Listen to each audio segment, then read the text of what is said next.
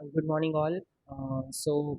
In today's lecture, we will discuss about the developer permission to be withheld with the change of ownership or change in the person on the records. Okay, so change of the ownership. Okay, so change of ownership એટલે કે જ્યારે તમારો જે main honour છે બરાબર એ એની ઓનરશિપના જે rights છે એ કોઈને બીજાને ટ્રાન્સફર કરી દે તો એ વખતે ડેવલપમેન્ટ પરમિશનની કઈ રીતે એમાં ફેરબદલ થઈ શકે. If the ownership of the building unit changes after a development permission has been granted, such a development permission shall be withheld regardless of whether building has commenced or not until such time the name of the new owner is brought on the record as per the regulation. Work can be recommenced thereafter. બરાબર if કોઈ એવું હોય કે જેણે permission લઈ લીધી હોય બરાબર પણ પછી એના પછી પરમિશન લીધા પછી જ્યારે એનું જે ઓનરશિપ છે એ ચેન્જ થાય છે કોઈ બીજા પર તો જ્યાં સુધી બીજાના નામની અને બીજાનું નામ ઓન ધ રેકોર્ડ ના ચઢે ત્યાં સુધી તમે કામ ના કરી શકો અને પછી તમે કામ કરી શકો બરાબર work can commence recommence thereafter change in the person on the record. The architect on the record, or engineer on record, the structural engineer on record, the clerk of the work on record, or the fire protection consultant on record, based on whose respective certification the development permission has been issued or granted, are respectively responsible for ensuring the construction of the building in the compliance with this regulation. After the development permission is granted, if any of the person on the record is relieved of his responsibility by the owner or relieve himself of responsibility of the building, the development permission shall be withheld regardless of whether the construction of the building has commenced or not until such time the name of the new appointee is brought on the record. Work can recommence thereafter. If ફ્યુચરમાં બી કોઈ આર્કિટેક્ટને higher કર્યો છે અને અડધા કામ પછી એવું લાગે કે ના હવે આ આર્કિટેક્ટ બરાબર નથી અને એને આપણે એને ચેન્જ કરીએ છીએ તો જ્યાં સુધી નવો જે આર્કિટેક્ટને તમે અપોઇન્ટ ના કરો અને એનું જે બી રજિસ્ટ્રેશન જે છે એ ત્યાંના રેકોર્ડ ઉપર ના નોંધે ત્યાં સુધી તમે આગળ કોઈ બી વસ્તુ ના કરી શકો ઓર કન્સ્ટ્રક્શન ના કરી શકો અને જેવું એનું નામ રેકોર્ડ પર થઈ જાય ઇનિશિએટ પછી તમે એમ વર્ક કરી શકો. Revocation of development permission in case of misinterpretation and deregistering of person of the record. બરાબર કે ઇફ કોઈ બી પર્સન ઓફ ધ રેકોર્ડને તમે ક્યારે નીકળે if it determines that the false statement were made on a material fact were misinterpreted for obtaining the development permission કે જે બી component authority છે એને જો ધ્યાનમાં આવે કે ભાઈ તમે ખોટું કરી અને ડેવલપમેન્ટ પરમિશન લીધી છે તો તમારા જે ડેવલપમેન્ટ પરમિશન છે એને રિવોક કરવાની બી એની જોડે છે પાવર્સ અને તમારો જે પર્સન ઓન ધ રેકોર્ડ છે એને ડીરજિસ્ટર કરવાનો બી એની જોડે પાવર છે. The person on the record based on whose certification the development permission has been granted is deregistered by the component authority. બરાબર તો રિવોકેશન ઓર ડીરજિસ્ટ્રેશન ક્યારે થઈ શકે જ્યારે તમે કોઈ ફોલ્સ સ્ટેટમેન્ટ આપ્યું હોય ત્યારે તમારી જે ડેવલપમેન્ટ પરમિશન છે એમાં રિવોકેશન ઓર ડીરજિસ્ટ્રેશન થાય. બરાબર safety requirements for the building height about 45 metres બરાબર કે 45 metres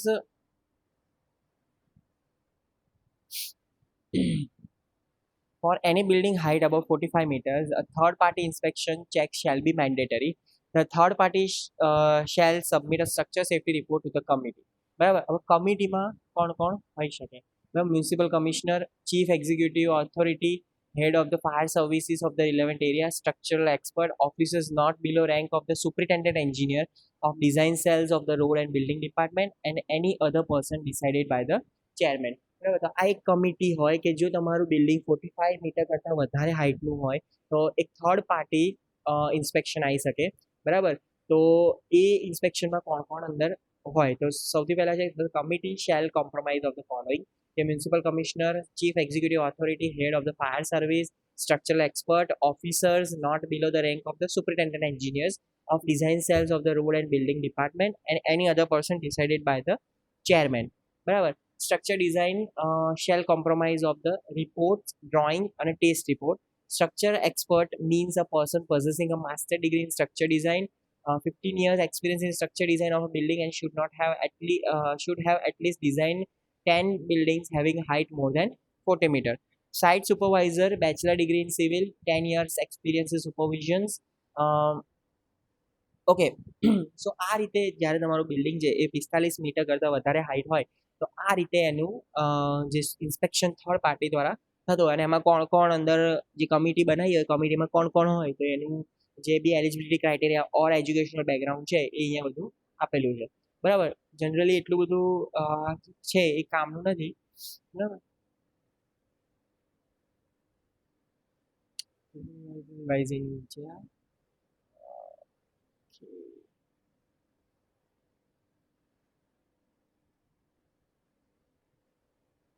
inspection of construction okay હવે આપણે જે આગળ વાત કરી એ શું હતી કે ભાઈ તમારે જે બી કન્સ્ટ્રક્શન સ્ટાર્ટ થતા પહેલા કઈ કઈ પરમિશન લેવી પડે કઈ કઈ વસ્તુને તમારે ધ્યાનમાં રાખવી પડે બરાબર હવે જે પ્રોસિજર્સ ડ્યુરિંગ કન્સ્ટ્રક્શન બરાબર પ્રોસિજર્સ ડ્યુરિંગ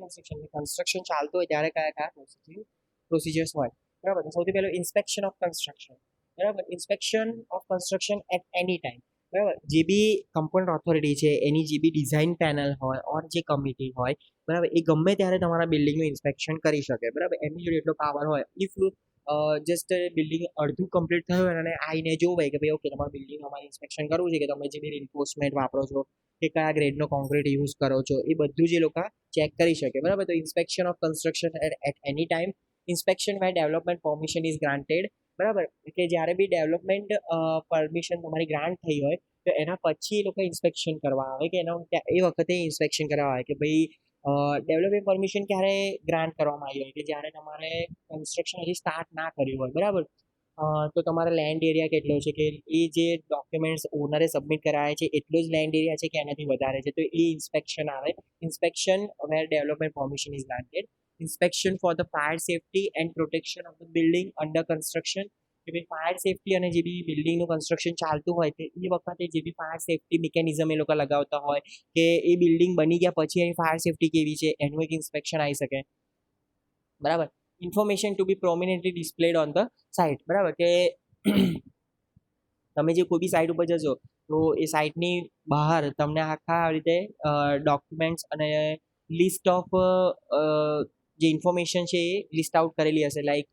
એન્જિનિયર કોણ છે આર્કિટેક્ટ કોણ છે સ્ટ્રક્ચર એન્જિનિયર કોણ છે સુપરવાઇઝર કોણ છે આનો બરાબર પછી અમુક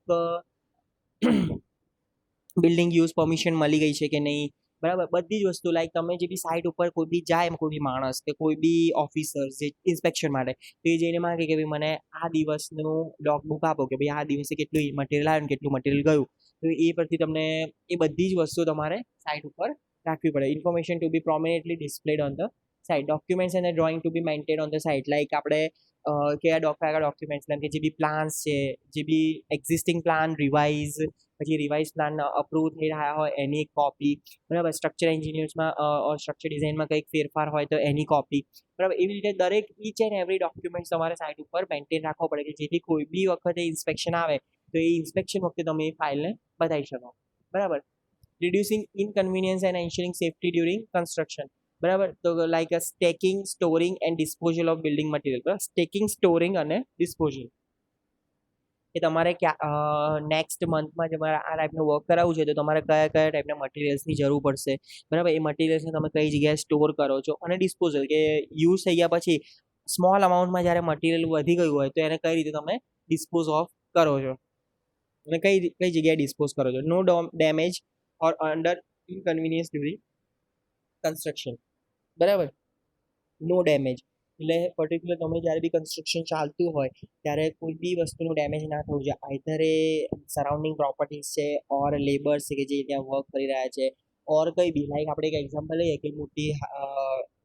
20 ઓર 25 સ્ટોરી બિલ્ડિંગ બની રહી છે અને પ્રોપર કોઈ સેફટી રાખી નથી અને ઉપરથી કંઈક આઈધર સ્લેબ કે કોઈ બી વસ્તુ પડે છે નીચે અને નીચે જે લેબર્સ વર્ક કરી રહ્યા છે એ લોકોને ઇન્જરીઝ થાય છે ઓર જે મટીરિયલ પડ્યું છે એ લોકોને ઇન્જરીઝ થાય છે ઓર અમુક વખતે એ પર્ટિક્યુલર જે બી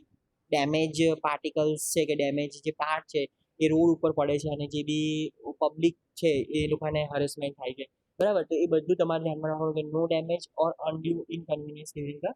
construction liability for ensuring safety during construction બરાબર કે લાયબિલિટી એટલે કે કોની રિસ્પોન્સિબિલિટી છે કે ભાઈ જ્યારે જ્યાં સુધી કન્સ્ટ્રક્શન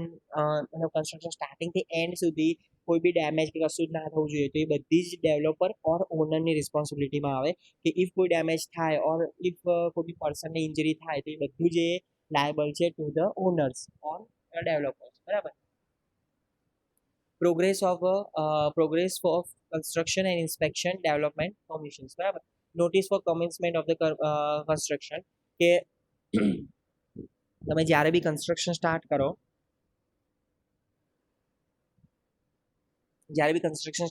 છો, બરાબર, તો ત્યારે કન્સ્ટ્રક્શન સ્ટાર્ટ થતાં પહેલાં તમારે જે કમ્પાઉન્ડ ઓથોરિટી છે એને ઇન રિટર્ન એપ્લિકેશન આપવી પડે કે ભાઈ હવે અમે કમેન્સમેન્ટ ઓફ કન્સ્ટ્રક્શન એટલે અમે સ્ટાર્ટ કરી રહ્યા છીએ. Development permission may lapse if construction not commence on time. આપણને ખબર છે, આપણે આગળ ડિસ્કસ કરી ગયા છે કે ડેવલપમેન્ટ પરમિશન ક્યારે કેવી રીતે લેપ્સ થઈ શકે, બરાબર. Compound authority to be notified of progress of construction, કે જેમ કન્સ્ટ્રક્શન આગળ વધતું જાય એમ તમારી જે કમ્પાઉન્ડ ઓથોરિટી છે એને નોટિફાઈ કરે કે એને અપડેટ આપતા રહેવું પડે કે ભાઈ ફર્સ્ટ ફ્લોર કન્સ્ટ્રક્ટ થઈ ગયો, સેકન્ડ ફ્લોર થઈ ગયો, થર્ડ ફ્લોર થઈ ગયો, ફોર્થ ફ્લોર થઈ ગયો, એ રીતે,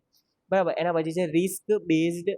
check inspection. The compound authority shall carry out the checking of the development permission application and the site inspection based on the consequences class specified, બરાબર, કે કોઈ બી રિસ્ક ફેક્ટર્સ અફેક્ટ કરતા નથી કે કોઈ ડેમેજ થાય છે કે નથી થયું, એ બધું જે કમ્પાઉન્ડ ઓથોરિટી ચેક કરે. Okay. consequences class, any development carries out by the owner or the developer attract risk during the design and construction. Risk is defined in the context of construction stages are the likelihood of the non-compliance with the building regulation and the potential extent to the harm to current and future users of the building and the environment associated with the non-compliance.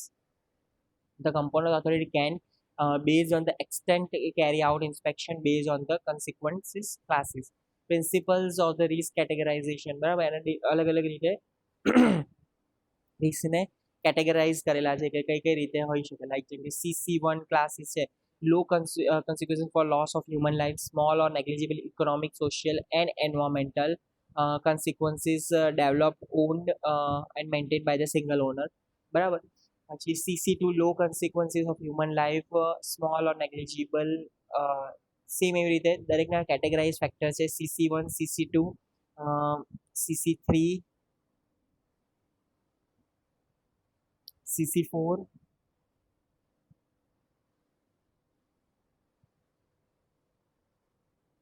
અને CC5, બરાબર. હવે આ જે વસ્તુ છે use and building type, બરાબર, કે like CC5 ની આપણે વાત કરીએ, CC4 ની, બરાબર, તો કઈ કઈ વસ્તુઓ હોઈ શકે કે એમાં high consequences for loss of a human life, કે કદાચ હ્યુમન લાઈફ છે એના લોસ થવાના બી હાઈ ચાન્સીસ છે. Like the godown, small factories, restaurant, shopping malls, nursing homes, primary schools, colleges, town, community, zoo, botanical garden, temple, church, mosque, newspaper printing press, godown, junkyard, warehouses, બરાબર, quarrying of stone, quarrying of gravel, quarrying of clay, slaughter houses, leather processing unit, fuel storage of inflammable material, બરાબર. તો એ બધું જ categorise કરેલું છે risk factor. એટલે જે compound authority છે એ અમુક પીરિયડ ઓફ ટાઈમ એનું ઇન્સ્પેક્શન કરે અને એના રિસ્ક ફેક્ટરને ઇવેલ્યુએટ કરે કે ઓકે હવે આનાથી વધારે રિસ્ક ફેક્ટર છે કે નહીં, કે એનાથી ઓછું થયું, રિસ્ક ફેક્ટર ઓછું થયું કે, બરાબર. તો આ ટાઈપનું આખું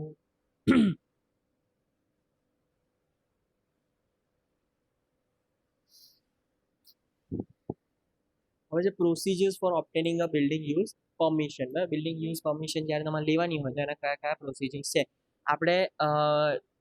આગળ આપણે ડિસ્કસ કરી ચૂક્યા છે કે કઈ કઈ રીતે ઓર જ્યારે તમારું કમ્પ્લીશન થઈ જાય, નોટિસ